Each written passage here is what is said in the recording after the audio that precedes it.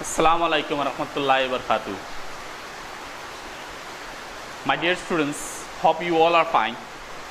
Today I have got the opportunity to take a class on chapter heat. It's been a long time that you didn't had any classes. So all of you sit by taking your mobiles or the laptops or the computers that you have and try to understand each and every point that you get in this class. Heat, as you know, is a form of energy, and as you know that when you were in your previous class you have learned about energy. Energy is the capacity to do work. So we can say heat is a kind of a form of energy that helps us to give us a capacity to do work. So in short we can say heat is a form of energy or is the capacity to do work. If heat is a form of energy and energy is the capacity to do work, then heat must be able to perform some work. Let us learn some of the examples. When you heat a pan of water and when you heat a pan of water, the water at the bottom rises. So what makes the water rise at the bottom? It is the heat which lets the water to rise up. Same like this, when a pressure cooker is heated, the weight on its lid is pushed upwards by the steam. So what lets the lid to push upwards? It is the steam. So the steam is produced by the heat. So at last we can say that heat is the thing which helps to do the work. Now you might be thinking, how this heat is produced? Heat is produced by various things like fire or the sun. All those objects, as you know, which produces light, it can produce heat to some extent. How hot or cool a thing it might be. To determine this or to find out this, you can feel it by touching it with your fingers. And at the time when you go on touching it with your fingers, you may realize different temperatures of the thing. So what is the temperature? Temperature is nothing but is a measure of the degree of hotness or coolness of a body. We can measure this temperature of different things or substances by using an instrument known as thermometer. This thermometer is an instrument which helps in measuring the temperatures of different substances. And the thermometers are available in two different scales. So let us learn the scales of temperature. We know usually we use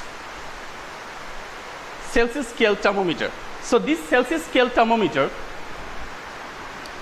consider this as a Celsius scale thermometer having a bulb. Its lower fixed point is 0 degrees Celsius and the upper fixed point is 100 degrees Celsius. Nextly, the Fahrenheit scale thermometer, its lower fixed point is 32 degrees Celsius and the upper fixed point is 212 degree. Sorry, this is Fahrenheit, and the upper fixed point is 212 degree Fahrenheit. In the Celsius scale thermometer, you can see the 0 degree Celsius, it is the lower fixed point, and here this lower fixed point is the point at which ice melts, and the upper fixed point is 100 degrees Celsius, is the point where the water boils. Now in case of the Fahrenheit scale thermometer, we can see the lower fixed point is 32 degrees Fahrenheit. Here it is the point at which ice melts, and the upper fixed point is 212 degrees Fahrenheit, is the point at which the water boils. In case of the Celsius scale thermometer, we can see it has a division of 100 equal divisions. Each has got 1 degree difference. 1 degree difference as a reading. It has got 100 equal points, and the division in case of Fahrenheit scale thermometer is 180 equal divisions. It has got 180 equal divisions. So you might have understood about the two scales of temperature, the Celsius scale and the Fahrenheit scale. The Celsius scale thermometer is usually used in laboratories, but if you talk about the Fahrenheit scale thermometer, it is used by doctors for clinical purposes. A thermometer has a bulb filled with mercury. If you look at this thermometer, at the middle you can see something is filled inside. So the thing what is filled inside the bulb of thermometer is nothing but it's mercury. You know what is mercury? Mercury is the only liquid element. Its symbol is Hg, and it has a glass tube with a thin hollow tube running within it. The tube ends in the bulb at one end and is sealed at other end. When the bulb is in contact with a hot object, what happens is that the mercury gets heated and it rises in the thin tube called the capillary tube. But in case when you look at the Fahrenheit scale thermometer too has got a bulb, and inside it you can get the mercury with a capillary tube. So here what is the difference between the Fahrenheit scale thermometer and the Celsius scale thermometer is that in case of the Fahrenheit scale thermometer you can get a kink right in this place. You can get a kink. This kink, it helps in measuring the temperature of the body, whereas in case of the Celsius scale thermometer the kink is missing. Now we shall learn about the different effects of heat. As we know, heat is something which always leads to the rise of temperature. So the first cause or effects of heat can be temperature rise or rising temperature. So this is the first effect of heat. Usually when we go for boiling water, what we do is that first of all we used to take the water in a pan and we used to keep it under a stove or under fire. When we keep it, after a while we find that the water starts producing some bubble like things. So as soon as the water starts producing bubble like things, when we touch the water we feel a little bit hot. So it indicates that the water is getting heated. So by this time what happens, the water starts producing more and more bubbles, and at last we find that the water becomes very hot. So what lets the water to create or to produce some bubbles or to create a movement under the pan? We can understand this because of heat only. It is the heat which has been applied under the pan of water, okay, which lets the water to produce the bubbles. So with this we can understand that the heat is the thing which leads to the rise of temperature. Whenever we go for heating anything by applying hot things or by applying heat upon it, the substance gets heated up with the rise of temperature. The second cause of heat is that heat causes expansion. So this expansion of heat, it takes place in different ways in different states of matter. In case of the solid, the expansion is very less. In case of the liquid, you can consider it as less but not very less, and in case of the gases, the expansion is very much. So the expansion in gases is greatest, the expansion in liquid is less, and the expansion in case of solid substances is the least, you can say. You might have seen a thermometer. Inside the thermometer, the mercury which is filled inside the bulb, at the time when we keep the thermometer inside our mouth, what happens? It gets the heat from our mouth and the level of mercury rises. So all substances, whether solid, liquid or gases, they expand when they are heated and contract when they are cooled. The next cause effects of heat is heat causes changes of state. So different states of matter gets changed due to the heat. Now we shall take some ice cubes in a small bowl. Taking some ice cubes in a small bowl, when you apply heat on that ice cubes, what you see is that slowly and slowly the ice cube starts melting and it gets completely turned to water. So we can see that at first it was at the solid state, the ice cubes were at the solid state, and later on when you have applied the heat, it has changed to its liquid state. So when you go on applying more heat on the water, the liquid state at last changes to its gaseous state. So slowly and slowly the changes in the states of matter starts taking place. So it is the heat only which has caused changes in the state of matter. So these are the three effects of heat.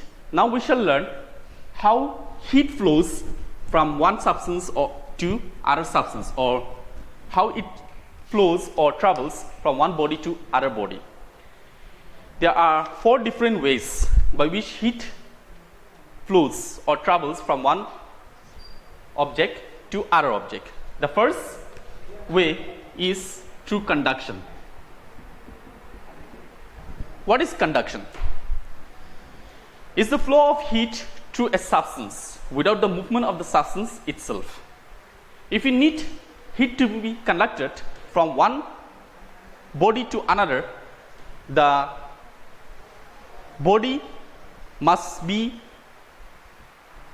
same temperature or not. They must not be at the same temperature. They must have different temperatures and they must be in contact with each other. So the heat to be conducted from one body to another, they must be in contact with each other and they must have different temperatures. And we have learned about various substances as conductors and insulators. When you were in your previous class, you have learned what are conductors and what are insulators. Let me rewind it once again. These conductors are those substances which conducts or which allows heat to flow through it. So all those substances that allows heat to be conducted, they are considered as good conductors or simply conductors. Some of them are silver, metals, cooking utensils. All these can be considered as conductors, and there are some substances or things which are considered as bad conductors or insulators, which does not allow heat to flow through it, as papers, glass, wood, plastics, rubbers and all.